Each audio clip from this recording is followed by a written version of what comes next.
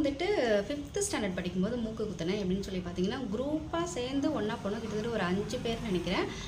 அப்போ வந்துட்டு எங்கள் அம்மா வந்துட்டு முடியவே முடியாது, மூக்கு குத்தவே கூடாதுன்னு சொல்லி சொன்னாங்க. நான் வந்துட்டு அடம் பண்ணி கேட்டதால் வந்துட்டு அவங்களோட சின்ன மூக்குத்தி ஒன்று வந்துட்டு ஒயிட் கலர் ஸ்டோன் இருக்கும், அது கொடுத்தாங்க. மூக்கு குத்துறதுக்கு அன்றைக்கி எவ்வளோ ஆச்சுன்னு சொல்லி பார்த்தீங்கன்னா 5 ரூபா. எப்படி குத்தணும்னு சொல்லி பார்த்தீங்கன்னா ட்ரெடிஷ்னல் மெத்தடு, கம்பி வச்சு தான் குத்தி விட்டுருந்தாங்க.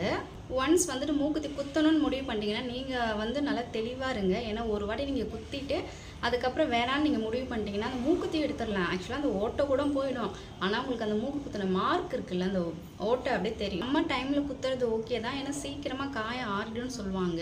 நீங்கள் மூக்கு குத்துனதுக்கப்புறம் டெய்லி வந்துட்டு தேங்காய் எண்ணெய் வந்து கண்டிப்பாக அப்ளை பண்ணணும். ஆக்சுவலாக இந்த எண்ட்லேயும் ஆக்சுவலாக உள்ளாடி அந்த திருகணி போடுறல அந்த இடத்துலையும் கண்டிப்பாக ஒரு நாளைக்கு 3 வாட்டி இல்லை 5 வாட்டி அந்த மாதிரி நீங்கள் அப்ளை பண்ணால் தான் சீக்கிரமாக ஆறும். லாவண்யா நீங்கள் யோசிச்சுக்கோங்க. உங்களுக்காக தான் இந்த வீடியோ. அடுத்த வீடியோவில் பார்க்கலாம்.